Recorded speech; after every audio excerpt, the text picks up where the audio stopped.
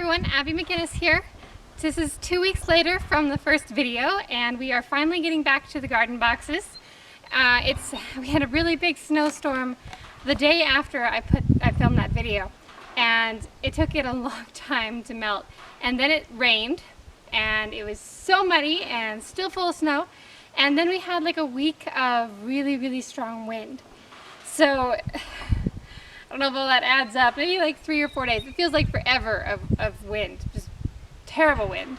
But we're finally back at it. It is 70 degrees today, if you can believe that. It dried everything out. Beautiful day, and we are getting back to these. They are done. They're getting ready to be moved into the garden, and I am reinforcing and rebuilding the old ones from last year with the wood that I recently got. I went to the sawmill again and got some more wood, and I wanted to mention that with these boxes, I know that they're not going to last forever. That is something that I do realize, and that people are going to remind me of several times. They already have, especially since I've got my ones that are from last year that are not looking so hot. But that is okay with me, because I got all of this wood that you've seen in the last video and this video for less than 30 bucks. So I have 2 big square planters, enough wood to fix my other planters, and probably still have some left over for other projects. So that is really just fine with me, that they fall apart. So it's okay that everything's kind of falling apart and has to be put back together. That's just fine. They are beautiful for one season and they are fixable for the next season, and I don't know exactly what I want to do with my garden or where everything's going to go or how everything's going to be planted. So this works for me. So if this doesn't work for you, this might not be your video. But if you're here, please enjoy. I'm having fun. So.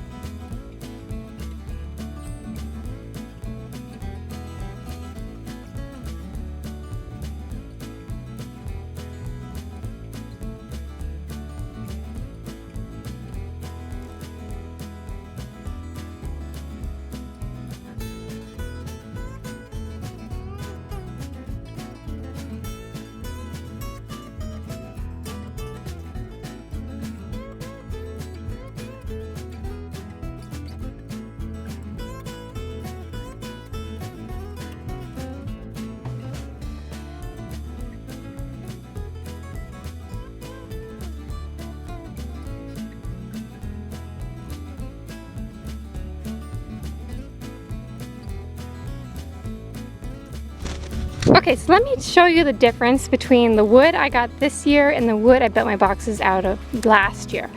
This year, the wood that I got, and it varies depending on which day you're at the sawmill and what they have. This year, the wood I got is, on average, this thick. This is like 2 inches across. This is huge. This is a really big, thick board. This one's even bigger. See how big that is? My finger doesn't even go all the way across it. But they are very sturdy, and this is what I'm using to put them together. These are 3x3s and 4x4s. These are also very hefty, very large. The ones that I built last season, were on average this thick.